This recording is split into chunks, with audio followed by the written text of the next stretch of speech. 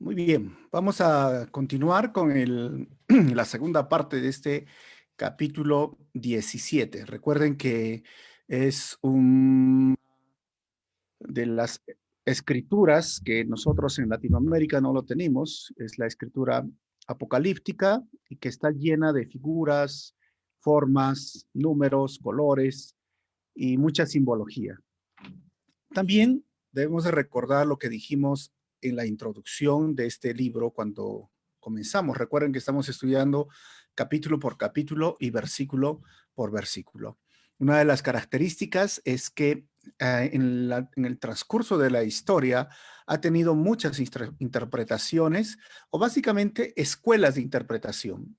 Por ahí han salido los historicistas que dicen que todo este libro y su forma apocalíptica, es decir, la simbología, hace referencia a algunos personajes del Imperio Romano y que simbolizan lo que estaban viviendo en ese tiempo, es decir, ya se cumplió, ¿no? Esto es una de las formas de querer interpretar este libro.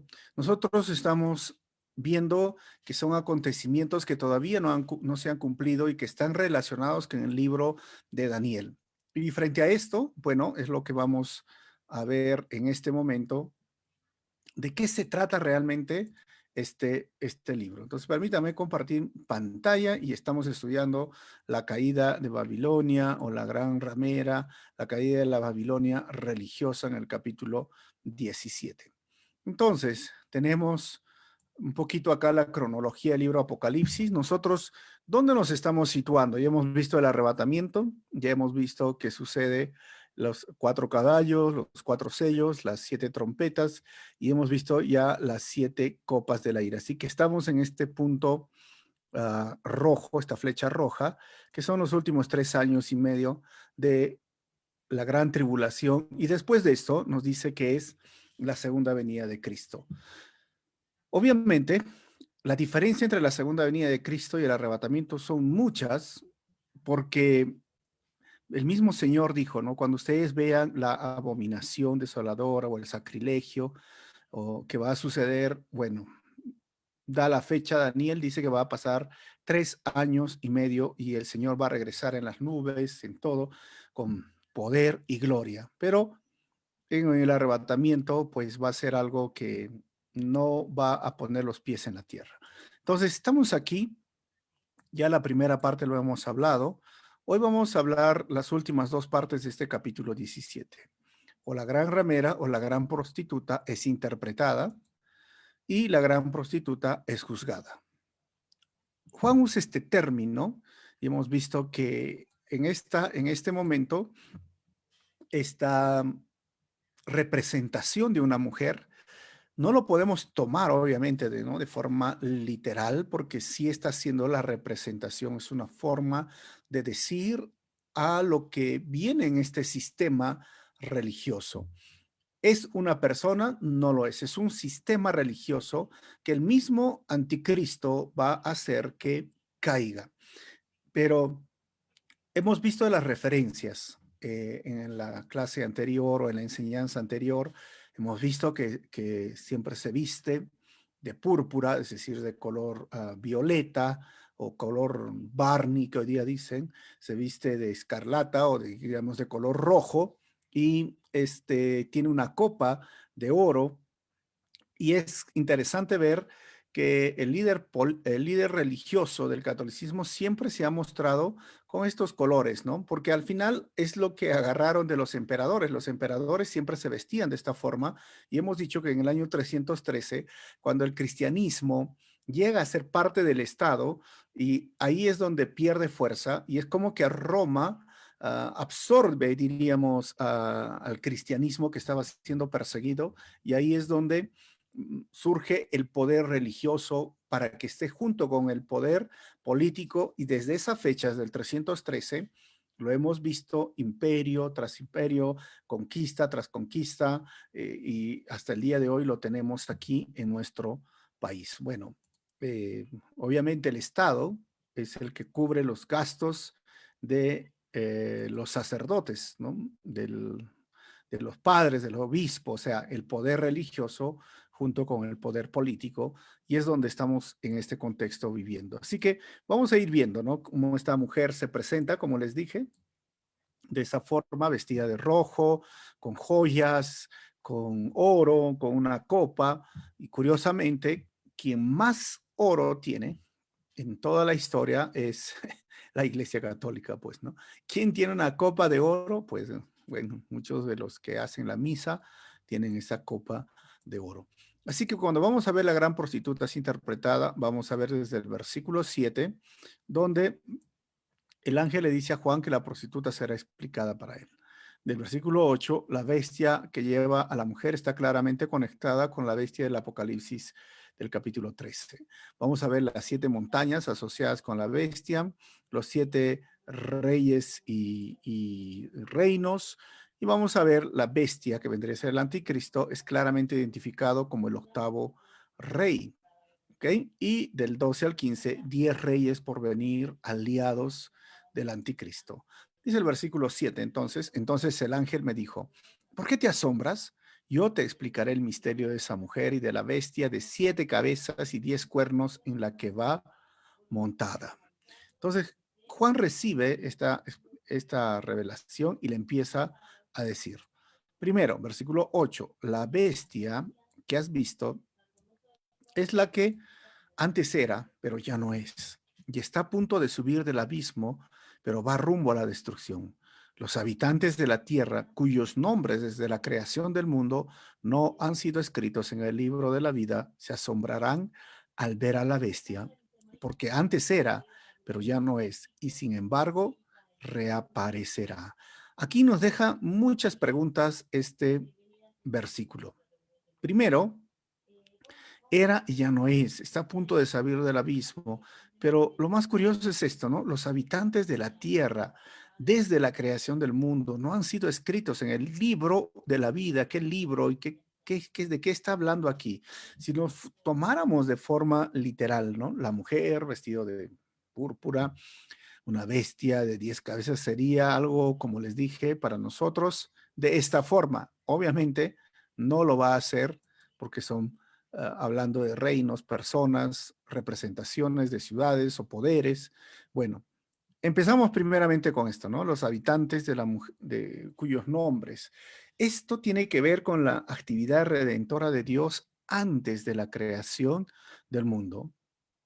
No es la primera vez que la Biblia habla sobre esto. Efesios habla, Pablo habla, perdón, Romanos, Pablo habla en Romanos, en Efesios, Pedro también habla en su carta, que lo que vino a ser nuestro Señor no era algo como el plan B dentro de los diríamos, omnisciencia, de la soberanía de Dios, dentro del propósito de Dios. No era el plan B, era el plan A. Desde antes ya estaba hecho y decidido estas formas. Dios en su majestuosidad decretó, puso los tiempos y vemos todo lo que el mundo, lo que ha pasado, pues Dios ya lo tenía todo en conocimiento. Tiene que ver con el plan redentor porque antes de la creación del mundo, nosotros vemos que Dios ha elegido, ha escogido, ha predestinado en el sentido de que cada persona pueda acercarse o conocer la verdad, pero no todos van a conocer la verdad. Es decir, la luz va a venir a este mundo, va a alumbrar a muchas personas, porque muchas personas conocen de Jesús. Y imagínense, el Perú se considera un país cristiano. Si tú preguntas ahí por internet, es un país que cree en Dios, pero realmente no lo cree, ¿no? O sea, saben pues por la Navidad, por la Semana Santa, pero no han permitido que esa luz llegue hacia su vida. Entonces, nosotros vemos que esto se basa en la presciencia, en la precognición, en lo que Dios ya sabía de antemano quienes iban a aceptar esa oferta de la salvación. No es algo como que, uy, yo no sé, Dios no sabe quiénes van a ser salvos. No, si Dios sí sabe quiénes van a ser salvos y lo supo antes de que tú estuvieses en el vientre de tu madre. Oh, entonces Eso para muchas personas dice, eso significa entonces que hay algunos que han sido elegidos o predestinados para el infierno. Pues la Biblia no lo dice. Eso es una teoría de un sector, diríamos, que agarra esto en la Biblia y ve, dice, no, esto es, está dicho, es una forma de doctrina, pero lo opuesto a la elección o la predestinación en la Biblia es la respuesta humana. No la antielección, no la contraelección, ni la antipredestinación, sino es la respuesta humana. Por eso es que la Biblia enseña esas dos verdades y por eso que esas dos corrientes muy populares, pero la Biblia realmente afirma este punto. Dios abre nuestros ojos, pone fe, pone la agenda, el hombre decide, dice, yo quiero hacerlo. Algunos dicen, no, el hombre no decide. Al final, el hombre tiene que responder a la oferta de la salvación. Así que tiene que ver con el plan redentor de Dios antes de la creación del mundo en el cual estábamos tú y yo.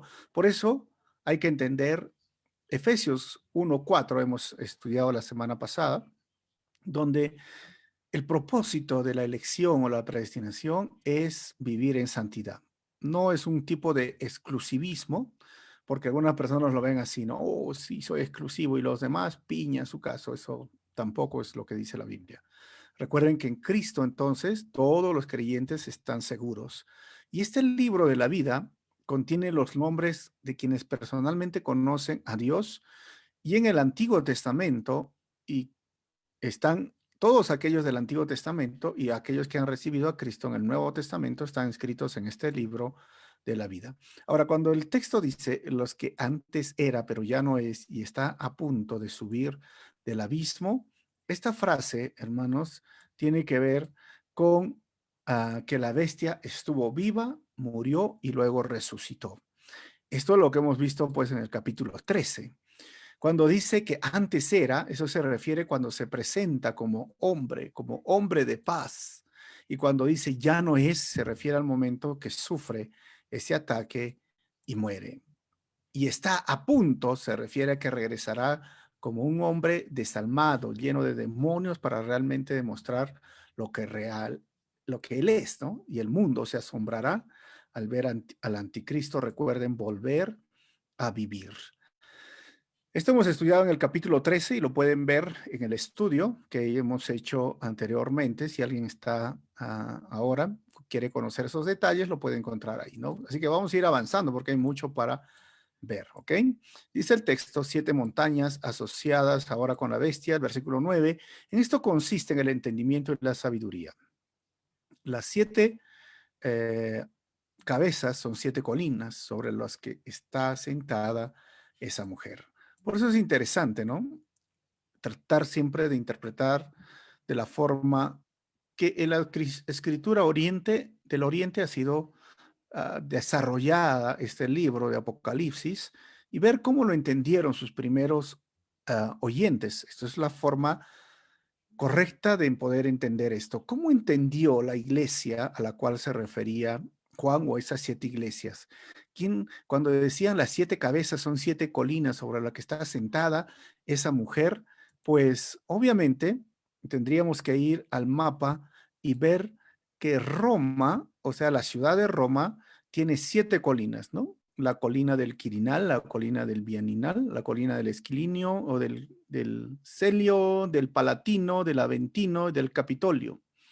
O sea, Juan obviamente está hablando de una ciudad que tiene esas 7 colinas, si ustedes lo quieren ver en otra versión en 3:10, ¿no? Campidoglio, la Quirinale, la Viminale, el Esquilino, la Celio, la Palatino, la Aventino, bueno, no hablo italiano, pero debería decir la Celio, ¿no?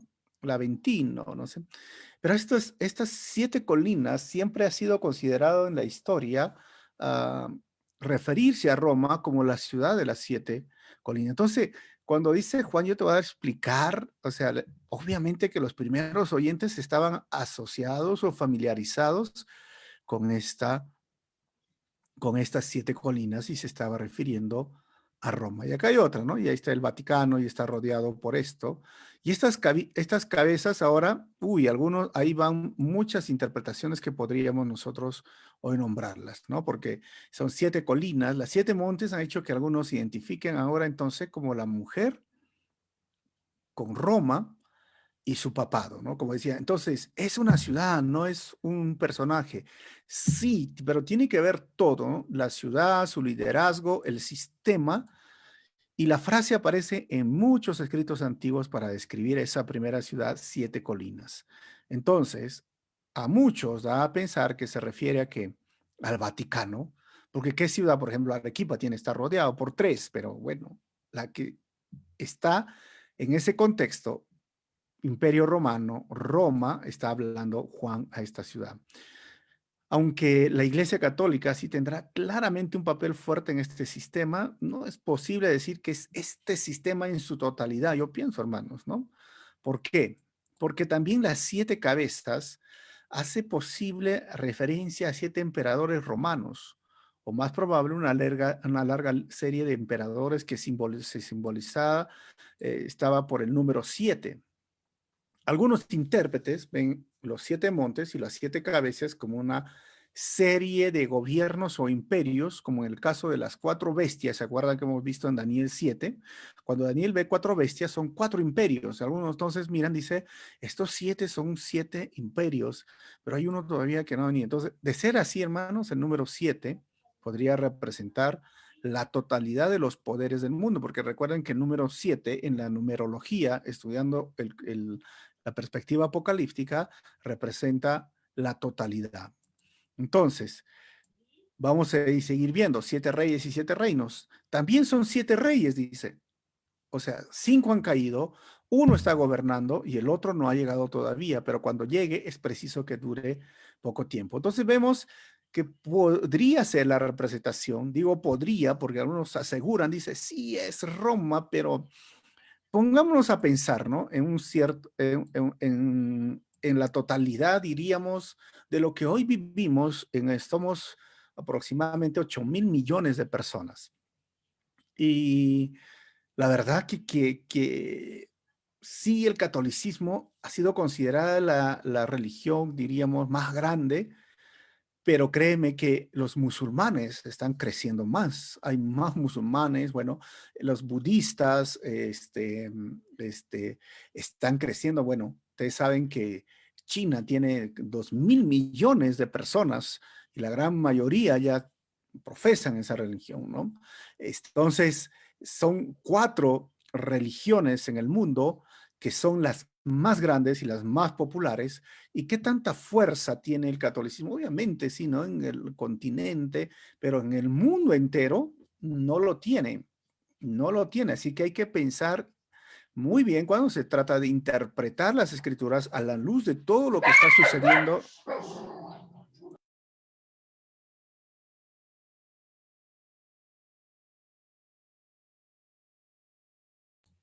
Entonces, hay que pensar a la luz de todo lo que se está viviendo en el mundo entero.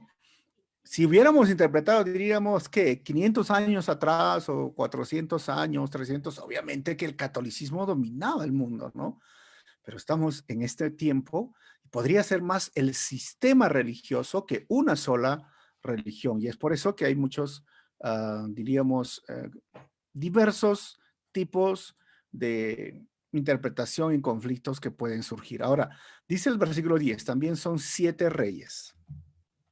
¿Ok? 7, 5 han caído, uno está gobernando, el otro no ha llegado todavía, pero cuando llegue es preciso que dure poco tiempo. Tiene que ver esto, hermanos, con lo que hemos visto un poco en Daniel. Daniel interpreta el sueño de Nabucodonosor como el imperio de Babilonia, que era la cabeza de oro, el imperio Medo-Persa, que era el tronco o el pecho de plata, que gobernó del 539 al 331, el imperio griego, que gobernó del 331 al 168, y luego viene el imperio romano, que gobernó del 168 hasta el 466. Y ahora dice que hay un reino donde representa el pie, los 10 dedos que son los 10 dedos del pie mezclados con barro que va a durar poco tiempo. Y a cada uno lo representó, recuerdan, con el león con alas, con el oso, con este tipo de tigre o jaguar y una bestia, esos animales que para nosotros eran algo, es extraño ver ese tipo de mutación, ¿no? Y ahí están los imperios. Y recuerden que decía que venía como una roca, una piedra que caía. Bueno, obviamente miramos, esa es la roca, Cristo, el imperio, el reino de los cielos, pero también hablaba de que ese reino, el último, iba a durar poco tiempo. Entonces, ¿a qué se está refiriendo esto ahora de los 7 reyes? Se cree, hermanos, yo digo, por eso se cree, porque no hay que llegar a conclusiones cuando la Biblia no lo llega, que se refiere a esos 7 reyes, se refiere a 7 grandes imperios. Por ejemplo, Egipto, podríamos decir, cuando Moisés vivía; Siria, cuando David vivía; Babilonia, cuando Daniel vivía; Medo-Persia, cuando se reconstruyó el templo, con Zorobabel, Nehemías y Esdras vivían; quinto, Grecia, cuando los 400 hubo esos años de silencio; Roma, cuando Cristo, Pablo y Juan vivieron; pero el séptimo como que todavía no ha llegado. ¿Y por qué decimos imperios? Porque si tú miras en la historia, Egipto, Siria, Babilonia, Medo-Persia dominaban el mundo, el mundo. Y entonces un imperio significa que tiene que gobernar el mundo. Ahora es por eso que, digamos, en medio de esta pandemia se destapó una palabra que se llama el nuevo orden mundial. Pues obviamente van a querer dominar todo el mundo y estamos hablando hoy de un gobierno global. Entonces, sería el nuevo imperio, aunque algunos hablan pues de los imperialistas, pero son reducidos, ¿no? Comparados a lo que era el imperio romano, lo que era el imperio asirio, lo que era el imperio babilónico, el imperio egipcio. O sea, tendríamos que ver que en ese contexto que se está escribiendo esta carta de Apocalipsis. Roma, Roma dominaba el mundo. Entonces, hay un séptimo que todavía no ha llegado. Ahora, 7 reyes, algunos comentaristas lo consideran como una serie de emperadores romanos. Miren, esto es algo interesante, ¿no? Algunos dicen, fue Augusto, Tiberio, Calígula, Claudio y Nerón. ¿Por qué? Representaban a los 5 que han caído, porque murieron de forma básicamente asesinados, terriblemente. Vespasiano sería ese actual, cuando se escribe, y Tito, el que vendría por corto tiempo, porque antes que venga esa carta decía, ese se escribió y el que viene, porque Tito era el que destruyó Jerusalén. Entonces, hay una serie de interpretaciones. Por eso, esto para mí es una interpretación arbitraria, o sea, no es correcta. Los emperadores relativamente no tienen importancia y que ocuparon el trono entre el 68 y 69 han sido omitidos. Así que esto lo descartamos, ¿ok? Por eso digo, causa mucha serie de interpretaciones y hay que tener cuidado. Versículo 11, la bestia, el anticristo, es claramente identificado ahora como el octavo rey. Entonces la bestia, que antes era, pero ya no es el octavo rey. Está incluido entre los 7 y va rumbo a la destrucción. Dice que ya no era, pero ya no es, pero es el octavo rey. Está incluido entre los 7. Ahora, algunos han tratado de interpretar y decir, no, ese octavo rey es el Papa Francisco. ¿Y cómo han llegado a esa conclusión? También esta interpretación es arbitraria, ¿no? Píos XI, Píos XII, Juan 23, Pablo VI, después viene Juan Pablo I, Juan Pablo II, Benedicto y ahora Francisco, el octavo rey. Yo no veo, hermanos, esto honestamente, porque hay algunos que sí, ¿no? Y especialmente con lo que hoy día dijo el Papa. Ustedes saben que ha sido una noticia en el cual la Biblia claramente dice que el matrimonio es entre hombre y mujer, pero él ha dicho, no, deben ya de una vez hacer que el matrimonio de personas del mismo sexo se origine, hay que generar leyes, son hermanos, hay que protegerlos, o sea, es un tema dudoso lo que, especialmente de él, que es el vocero, Y entonces, la Biblia no concilia este tema. La Biblia llama que es pecado la homosexualidad, como es pecado la fornicación o toda inmoralidad sexual, como es pecado la mentira, es un pecado más. Entonces, no negocia, o sea, diríamos, no es un tema negociable, pero que son amores, que son buenas personas, de que hay que mirar, que Dios ama al pecador, pero no al pecado. O sea, todas esas cosas no son negociables dentro de la perspectiva bíblica. Y él, el que debería de defender la Biblia, no lo hizo. Entonces, para unas personas dicen, no, y ese es el octavo rey. La verdad es que no lo veo al final en todo lo que se ve desde el punto de vista religioso y lo que el libro de Apocalipsis quiere realmente decir. El octavo rey, también podríamos ver, hermanos, que los 5 primeros ya cayeron. El actual es Roma para Juan, pero Roma el imperio, y se mantiene el poder de Roma al final bajo las cortinas, ¿no? El último de los imperios será el del anticristo, que vendría a ser un imperio. Y cuando dice que este último es el octavo, pero es parte de los 7, se cree que se refiere a sus 2 manifestaciones, ¿ah? Uno antes de su atentado y luego cuando pareciera resucitar de este atentado. Entonces, ¿qué significa? Que el que era murió y es parte del octavo que volvió a la vida, que resucitó. Obviamente, este falso profeta va a hacer esto con el anticristo y en ese momento, el mundo se va a bloquear, ¿no? Se va a poner una estatua, va a pedir que lo adoren y ahí sale el número de la bestia. Ahora vamos a ver esto, 10 reyes por venir y los aliados del anticristo, sí, porque dice el versículo 12, los 10 cuernos que has visto son 10 reyes que todavía no han comenzado a reinar. Miren, 10 reyes, o sea, 7 reyes, 10 reyes, que, pero que por una hora recibirán autoridad como reyes junto con la bestia. Otra vez tendríamos que recordar esto, ¿no? Eran reinos, eran reyes, Grecia, Roma, y el reino de los 10 reyes, esto es lo que está hablando ahora Apocalipsis, tiene relación con ese que ve Daniel, esa profecía, donde muestra que los pies, que eran una mezcla de dos, de ese poder, diríamos, religioso y político, que al final, o esa mezcla de unos reinos que son, obviamente, esa aleación de barro con los 10 dedos, y Apocalipsis ahora dice, son 10 reinos. Así que ya hemos estudiado en el Daniel el capítulo 2 y el capítulo 7. Si están siguiendo esta serie y no lo han leído, léanlo por favor para que se entienda muy bien este tema. Y luego dice el versículo 13, estos tienen un mismo propósito, que es por poner su poder y autoridad a disposición de la bestia. O sea, la única razón de estos personajes es realmente levantar el imperio del anticristo. De esos 10 sale un cuernito pequeño. ¿Recuerdan lo que decía Daniel? Que hablaba maldiciones contra Dios, su lengua era terrible y al final termina desplazando a todos, pues son simplemente los que les van a ayudar.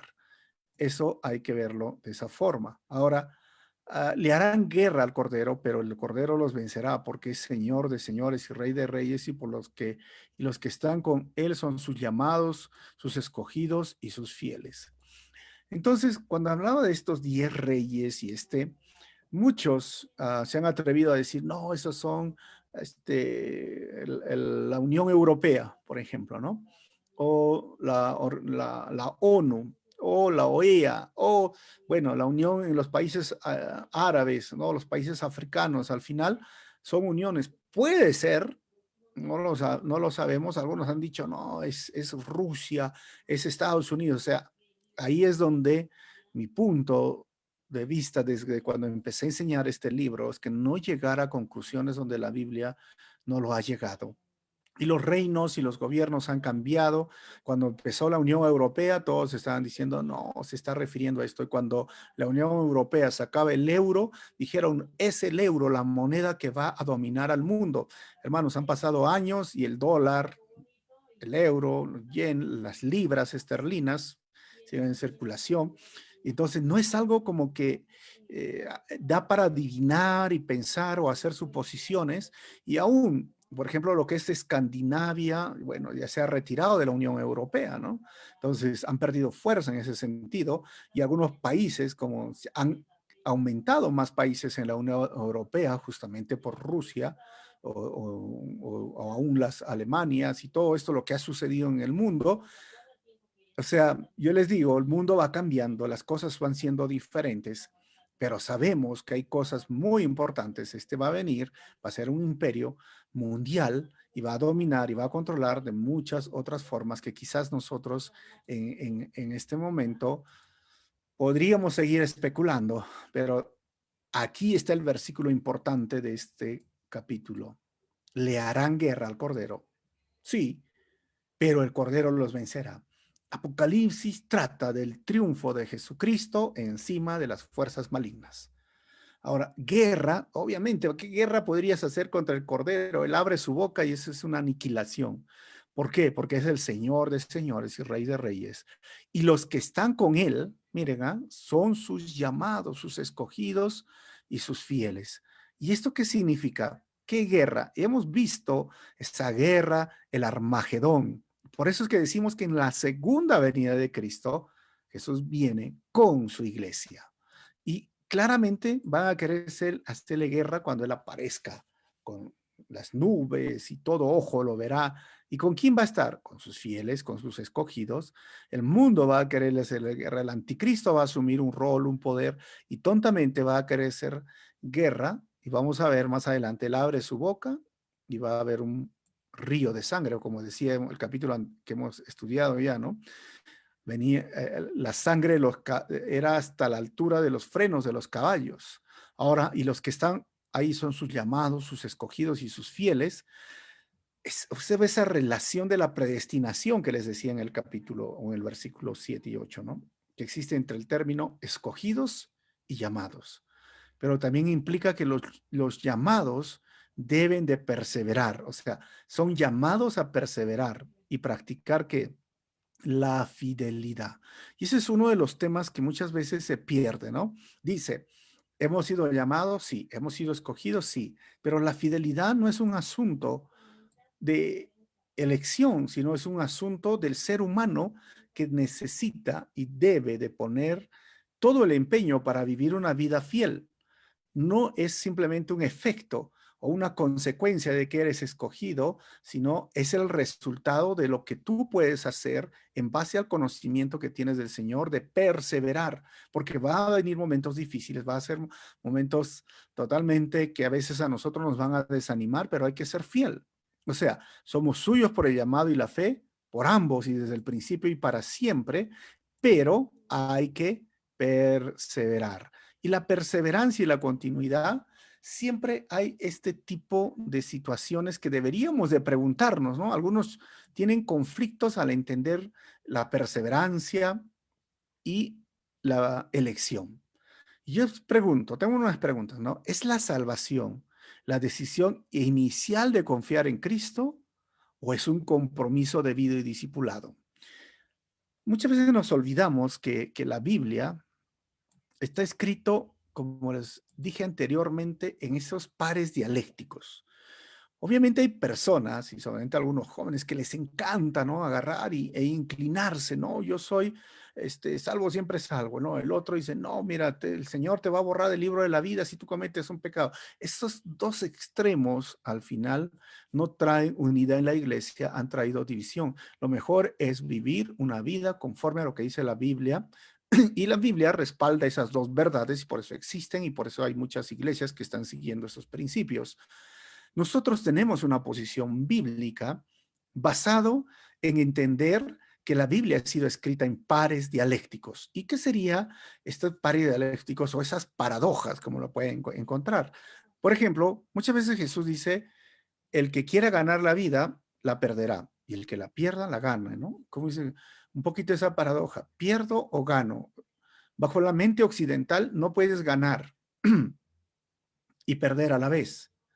Eso es algo mucho más profundo. Perder para ganar, pareciera más filosofía, pero la verdad es que es una realidad. En Cristo tú pierdes, pero ganas. Ese es el otro asunto de la salvación. No hay más tiempo para explicar, ¿no? En la salvación, o Dios te elige, Dios te predestinó, o el hombre responde a la verdad bíblica. Y ahí está ese asunto. Las dos dice y afirma la Biblia. Romanos capítulo 9, por ejemplo, dice, no, Dios nos eligió, bla, bla, bla. Pero Romanos capítulo 10 dice que si tú confiesas con tu boca y que crees en tu corazón que Jesús es el...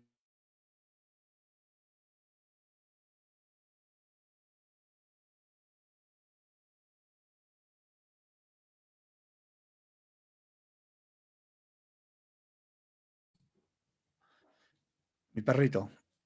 Eh, lo que dice la Biblia, recuerden esto, es muy importante, muy importante. Podemos nosotros confiar y estar seguros que Dios nos eligió, que Dios nos escogió en Él, porque la elección se basa en Él, según Efesios 1:4, pero para reflejar la imagen del Señor, o sea, para ser santos. No es algo que debes tomarlo como un privilegio, oh, soy especial, ¿no?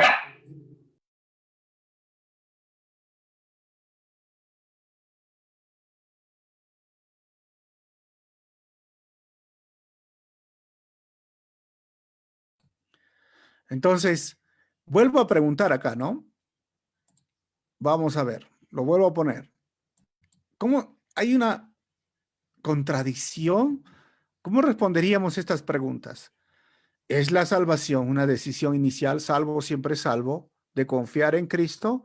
¿O es un compromiso de vida y discipulado? Otra pregunta, ¿es la salvación una elección por la gracia de un Dios soberano o una respuesta de fe y arrepentimiento por parte de la humanidad a la oferta divina?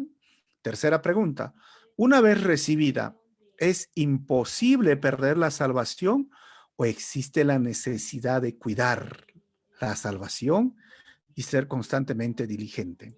Que la Biblia dice, cuida tu salvación con temor y temblor. No está diciendo que vas a perder, pero ¿por qué tendrías que cuidar, no? Y necesitamos perseverar, entonces son puntos que necesitamos recordar. Ahora, parecieran que son textos contradictorios, pero no le son. Mira, dos ejemplos, porque este es un tema largo. Dice, mis ovejas oyen mi voz y yo las conozco y ellas me siguen.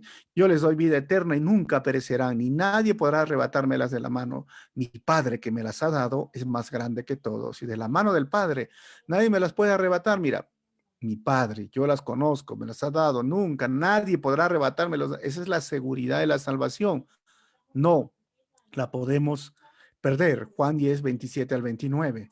Pero ¿qué dice Juan 8:31? Jesús se dirigió entonces a los judíos que habían creído en él y les dijo, si se mantienen fieles a mis enseñanzas, serán realmente mis discípulos. Ese es el punto. Eso es lo que tenemos que recordar.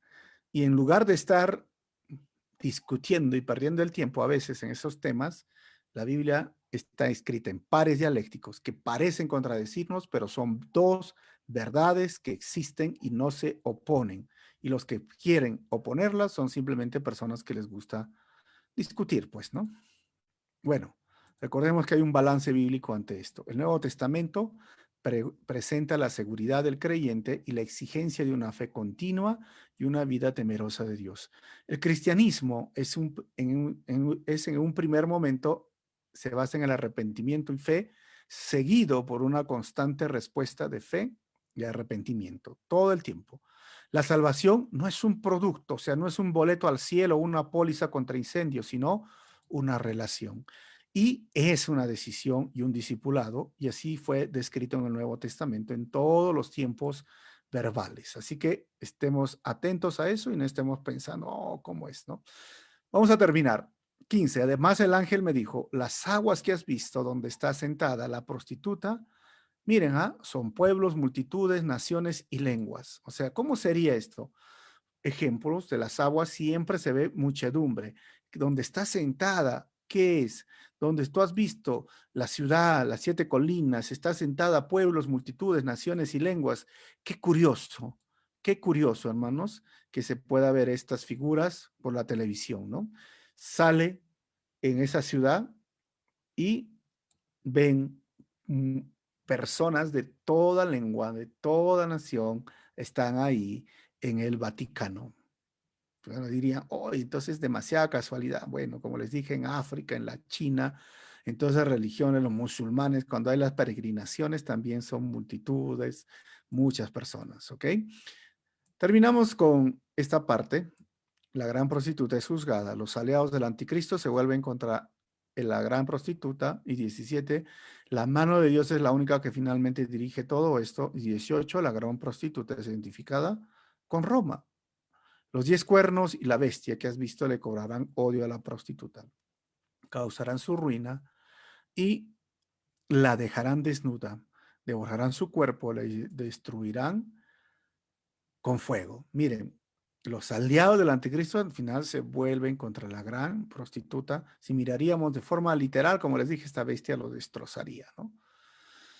Así que eso va a suceder, miren, 17, porque Dios les ha puesto en el corazón que lleven a cabo su divino propósito. Por eso, y de común acuerdo, ellos le entregarán a la bestia el poder que tiene de gobernar hasta que se cumplan las palabras de Dios.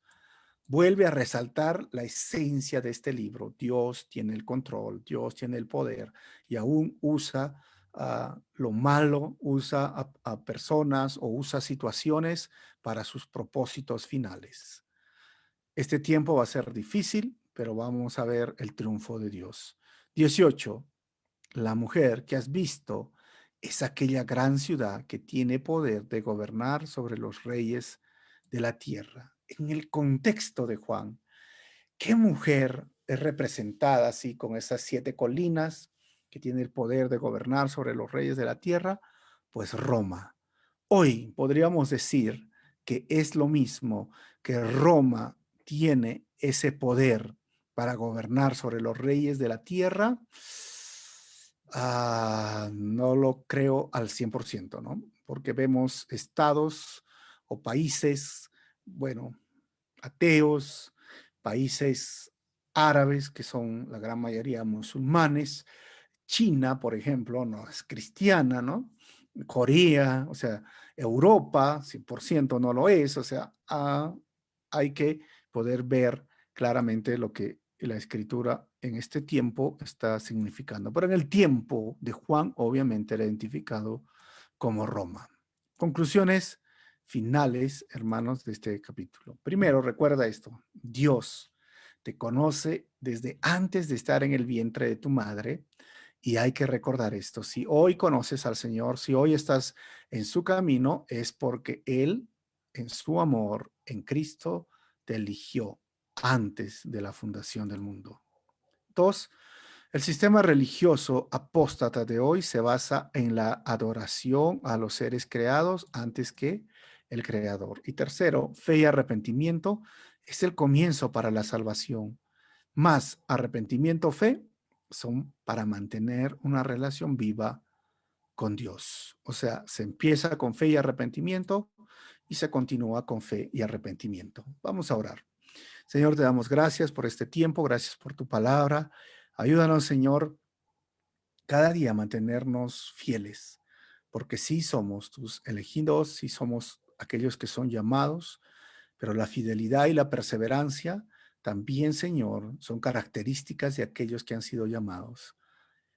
La fidelidad, Señor, es perseverar en medio de cualquier circunstancia que se nos presente. Y gracias porque este libro, Señor, refleja tu victoria. Tú al final tienes el control de todo lo que va a suceder. Que tu gracia esté siempre con nosotros, Señor. En tu nombre oramos así. Amén.